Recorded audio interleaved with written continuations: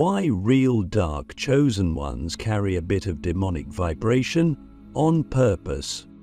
What if I told you that the most spiritually powerful beings on this earth carry something deliberately unsettling within them? Not evil, not corruption, but a very specific, calibrated vibration that most would call demonic, and they do it on purpose. Not as a rebellion against the light, not as a flirtation with sin, but as a key, an ancient, volatile, misunderstood key to a level of power that no sanitized spiritual path can unlock. We've been trained, all of us, to associate the word dark with danger, deception, or destruction. But what if darkness, in its purest form, is not the enemy of light, but its necessary partner? What if real spiritual mastery doesn't mean escaping darkness, but integrating it so fully that you become untouchable by both extremes? There's a reason real dark chosen ones don't wear halos. They don't always speak with soft, poetic words or radiate blissful compassion. When you meet one, you might feel uneasy at first. Your nervous system might tighten, your instincts might flare. And that's not because they're evil. It's because they carry a frequency most people spend their entire lives avoiding: raw, unfiltered primal truth. You feel it like a storm about to break. It's the vibration of someone who has descended into their own shadow and returned not just with light, but with the power to wield both light and shadow in service of something greater than either. How should we evaluate this most precious time ever in our... Click subscribe to this channel to get more profound spiritual lesson. This is the part of the spiritual journey that no one talks about on Instagram. It doesn't look good in a filtered post. It doesn't sell crystal kits or chakra t-shirts, but it's real. And if you're still watching this, you already know that some part of you has felt it. Maybe you've seen it in yourself, a rage that can't be purified away, a darkness that no mantra can dissolve. And instead of exiling it, maybe you're starting to realize it's there for a reason. You see, the demonic vibration isn't a possession, it's not a curse, it's a current, a frequency of raw, unrefined creative force. When misunderstood or uncontrolled, it destroys. But when harnessed by a soul who's been through the fire, who's died to ego, who has no desire for domination, only alignment, it becomes fuel. It becomes a sacred power source, and that's why the real ones, the real dark chosen ones, carry just a trace of it, because they've earned the right to, because they've wrestled with it, made peace with it, and now command it, not to harm, but to heal. Let's get honest. The spiritual path is not all love and light. That's a lie sold to keep people docile. Real awakening means seeing everything clearly, especially the parts of yourself that scare you, the anger, the lust, the hunger for power, the envy, the parts you were taught to suppress, to shame, to hide. But hiding doesn't transmute. Denial doesn't liberate. These energies don't disappear. They fester and then they leak out sideways. Passive aggression, spiritual superiority, manipulation disguised as kindness. But the dark chosen ones?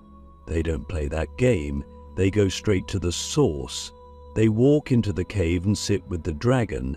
They don't kill it, they listen to it. And in that listening, something alchemical happens. The very energy that once threatened to consume them now obeys them. And that creates a presence so powerful, so undeniable, that it doesn't need to convince anyone. It simply is. And I want to ask you something. What part of you are you still hiding because someone told you it wasn't spiritual enough? What if that part is the very gatekeeper to your next evolution? What if your power has been waiting all this time in the places you were told to avoid? People mistake the demonic current as inherently evil because they've never met it in its purified form. But the ancients knew better. In nearly every indigenous tradition, there are spirits of chaos, of shadow, of destruction, not to be worshipped, not to be feared, but to be understood. Because destruction is not always evil. Sometimes it's necessary. Sometimes the old structures have to burn so the new ones can rise. Sometimes your identity has to be shattered so your soul can speak. And who better to guide you through that than someone who's already been there? The ones who carry this vibration have often been through unspeakable suffering. They've faced death, physical, emotional, spiritual. They've been betrayed, abandoned, exiled. And through that exile, they found something most people never touch: the source code, the raw blueprint of creation that lies beneath morality, beneath duality, beneath even love. It is the void, the womb of all things. And when a soul meets that void and doesn't run, doesn't flinch, doesn't beg to be rescued, they return with authority. Real authority, not the kind that needs a title or a following, the kind that makes reality itself bend around them. So yes, they carry a bit of the demonic, on purpose, not because they serve darkness, but because they've mastered it, because they've integrated it, because they know that to be a complete being, you must hold both the creator and the destroyer inside you, and bow to neither. Only then can you serve the truth. Only then can you be trusted with power that can't be corrupted. And this is why no religion can contain them. No spiritual system can explain them. They are anomalies, violations of the sacred order, yet the very existence of that violation reveals a deeper truth. Maybe the order itself was never complete. So I ask you, not as a challenge, but as an invitation. What would it mean for you to stop running from your darkness? What would happen if you didn't just heal it, but harnessed it? That's where we began. Weaponized purity. Why light without darkness becomes powerless. We've all been told the story, be pure, be light, be good. From childhood, we're programmed to aspire toward an image of holiness that's spotless, uncontaminated, untouched by shadow. And yet, if you've walked the spiritual path with open eyes, you already know something feels off about that narrative. It's not that purity is wrong, it's that purity, when disconnected from power, becomes weakness. Worse, it becomes weaponized, a mask, a performance, a form of spiritual bypassing that avoids the very work required for true transformation. And when that happens, light becomes impotent. It glows, but it doesn't burn through. It comforts, but it doesn't liberate. That's why the real ones, the dark chosen ones, carry a bit of the forbidden current, because they understand the secret most avoid. Light without darkness cannot penetrate the deep. Let's get brutally honest. Most people who radiate only light often crumble when tested. They preach love until they're challenged. They speak of forgiveness until their ego is bruised. They shine beautifully in safe spaces, but when the storm comes, they panic. Why? Because their light was cultivated in isolation from the shadow. It was curated, not embodied. It was learned, not lived. And that kind of light is brittle. It shatters under pressure. But the light forged in darkness, that light is nuclear. It doesn't flicker when the wind blows, it expands. This is why the dark chosen ones are feared, not because they harm, but because they can't be manipulated. Their light doesn't come from spiritual ideology, it comes from integration. They've earned it, and they carry just enough of the demonic code to ensure their power doesn't become performative. That trace of shadow acts like spiritual gravity. It keeps them grounded, real, raw. It stops them from floating into self-righteousness or spiritual ego. They don't need to pretend to be saints because they've already faced their inner demons and walked out with sovereignty. And here's the paradox. People feel safer around them, even though they might not understand why. It's because their presence carries both mercy and fire. You know they won't judge you, but they won't lie to you either. They won't coddle your illusions, they won't pretend to be something they're not. That's rare, that's sacred, that's real. And in a world addicted to appearances, realness feels like divinity. I want to ask you something that might shake you. What if your obsession with being good is the very thing keeping you small? What if your fear of being misunderstood, of being seen as too intense, too dark, or too much, is actually blocking your soul from completing its alchemy? We've all been fed a binary. Light is holy, dark is dangerous. But in truth, both are teachers. Both are sacred. The universe itself is woven from polarity, sun and moon, inhale and exhale, creation and destruction. And if we only worship one side, we cut ourselves off from half our power. The dark chosen ones know this. That's why they don't flinch when things get heavy. They don't spiritualize away their anger, their grief, or their primal instincts. They spiritualize away their anger, their grief, or their primal instinct. They work with them, they transmute them, they invite them into the temple, not as masters, but as messengers. And here's what most people miss. What you repress owns you. What you integrate serves you. So when you see someone who's carrying a bit of that demonic vibration, but with clarity, compassion, and inner stillness, know this. You're witnessing someone who has turned their shadow into a sword, not to harm, but to cut through illusion. They don't just talk about healing, they embody it. They don't need to prove their light because their darkness has been tamed. That's real authority. So maybe the question isn't, how can I stay pure? Maybe the real question is, what am I afraid will happen if I stop pretending to be pure? What would you find if you went into your rage instead of suppressing it? What gift is hiding beneath your shame, your lust, your grief?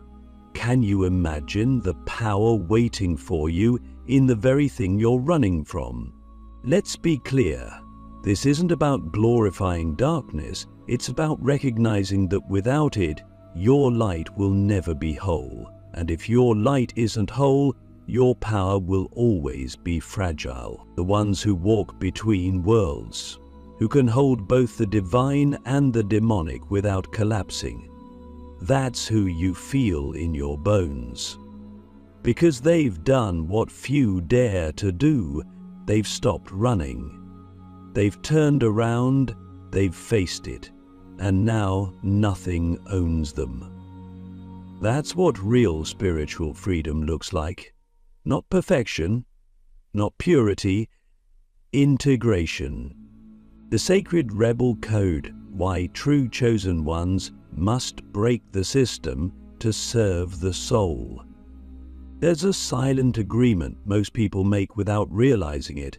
It's the agreement to play by the rules of the system, to fit in just enough to be accepted, to dim just enough to stay safe.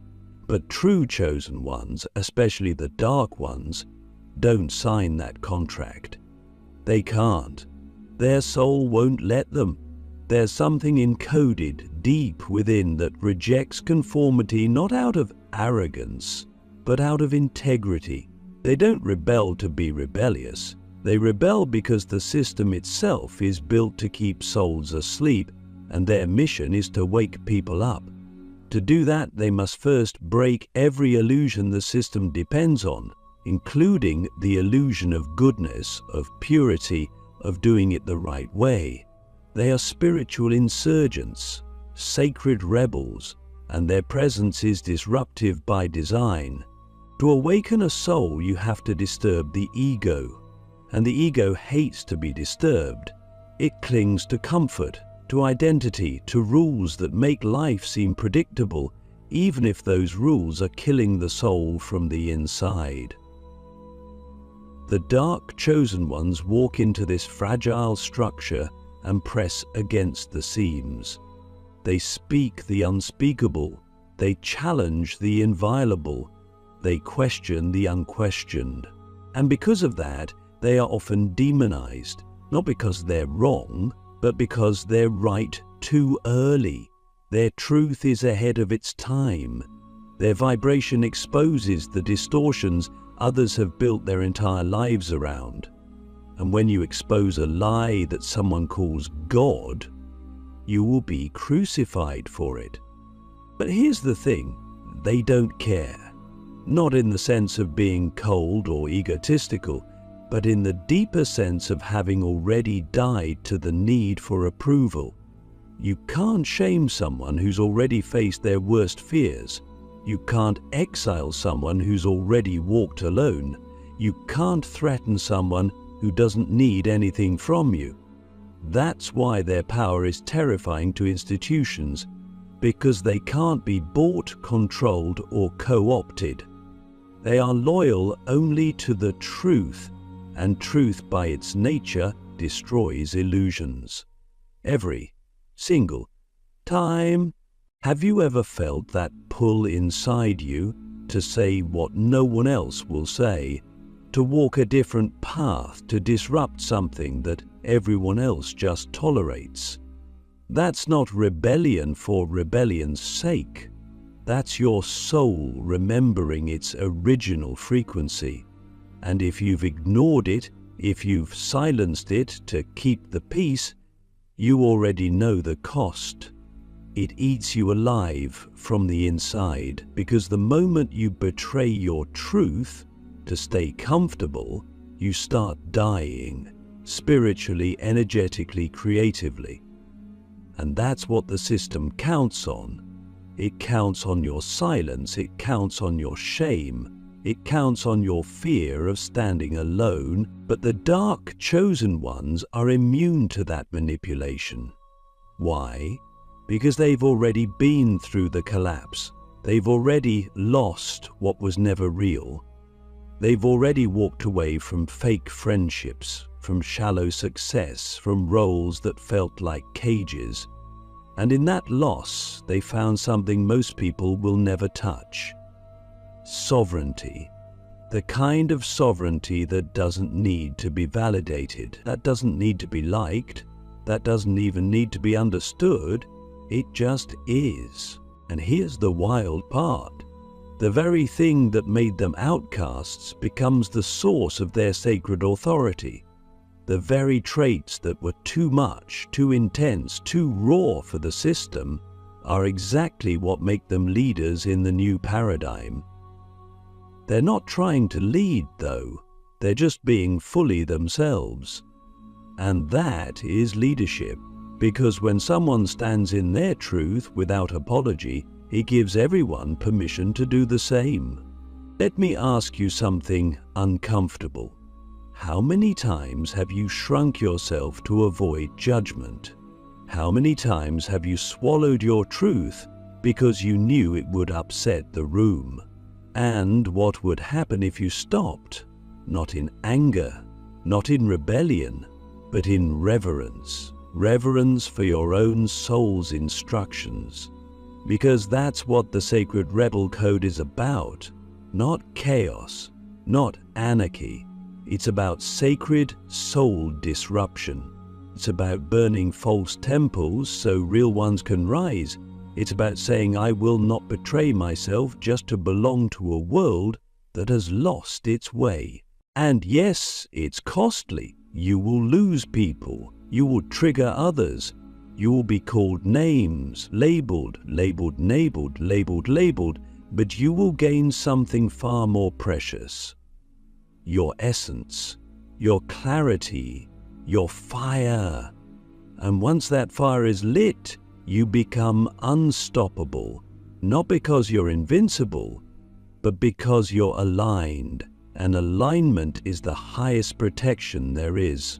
So when you see someone walking this path, unapologetic, raw, with that trace of sacred darkness in their eyes, know this: they are not dangerous, they are free.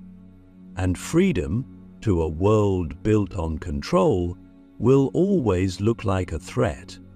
But to those who are ready to awaken, it looks like home. The God frequency. Why darkness, when aligned, becomes the channel for divine authority. When we speak of divine authority, most imagine a serene, glowing figure cloaked in white, untouched by the grit of life, floating above pain, desire, and all things chaotic. But that image is a myth. Real divine authority doesn't float. It stands, it bleeds, it burns. It bends reality not by avoiding the dark, but by commanding it. The deepest spiritual truth is this: darkness, when aligned, becomes the most potent channel for divine energy, and the rarest beings on this planet, the true dark chosen ones, carry that current not as a burden, but as a sacred technology. You see, the divine is not only found in the light, it is found in the totality, in the scream as much as the silence, in the void as much as the vision. And when a soul has walked through enough hell, when it has faced its own monstrosity without flinching, when it has kissed the feet of its own madness and still chosen love, something begins to shift. The nervous system calibrates to a new level of reality. The vessel becomes strong enough to hold paradox. And in that paradox, divinity descends. Not the sanitized version, the real one. The God frequency. The God frequency isn't calm. It isn't polite. It doesn't follow your rules. It is the rule. When it moves through someone, you feel it, not just in your ears, but in your bones. It's the kind of presence that silences a room without saying a word, not because it's trying to dominate, but because it carries an ancient resonance. The vibration of someone who has remembered who they actually are. And here's the secret: that frequency cannot move through a vessel that's afraid of its own shadow. Light is safe, darkness is sacred. The world has inverted this truth, but the dark chosen ones remember. They know that the shadow isn't the enemy, it's the gate. And if you avoid the gate, you never access the throne. That's why their vibration feels different. It's not just love, it's feral love. It's not peace that avoids conflict. It's peace that includes conflict and still chooses presence. That's the kind of peace that changes lives, not the kind that whispers affirmations while the soul rots in silence. To carry the God frequency is to be a vessel of divine contradiction. You must be soft and brutal, humble and sovereign, empty and overflowing. You must be willing to die to yourself again and again. Not for performance, but because every layer of ego burned away makes room for something vaster to move through you. And when that vastness comes, it doesn't ask for permission. It rewrites your nervous system. It tears apart your life so it can rebuild it on unshakable ground. Ask yourself this: Are you willing to let go of being good if it means becoming real? Are you willing to be misunderstood, feared, even hated, if it means letting divine truth speak through you without censorship? Because that's the price, and it's also the miracle. When you stop performing purity and start embodying totality, you become a portal, and through that portal moves something that no religion, no book, no teacher can ever fully capture: the raw, living presence of God. The world doesn't need more light workers who are afraid of the dark. It needs storm bearers, threshold keepers, souls who have walked through the underworld and returned with medicine that no temple can teach. It needs those who carry just enough of the demonic current to not be seduced by it, but to command it, to shape it, to wield it like a sacred blade in the service of the holy. The dark chosen ones are not here to be followed. They're here to awaken you, to reflect back the parts of you you've buried, to remind you that your power doesn't come from perfection, it comes from integration, from standing in the center of your paradox and saying, "I am all of it, and none of it owns me." That is the God frequency, and it is not reserved for saints. It is available to all, if you're willing to walk into your own darkness and find divinity there. So the final question is this: are you still trying to escape your shadow, or are you ready to become the kind of vessel that reality itself listens to? Because once you do, once you carry that trace of darkness with awareness, reverence, and love, you don't just speak truth anymore, you become it.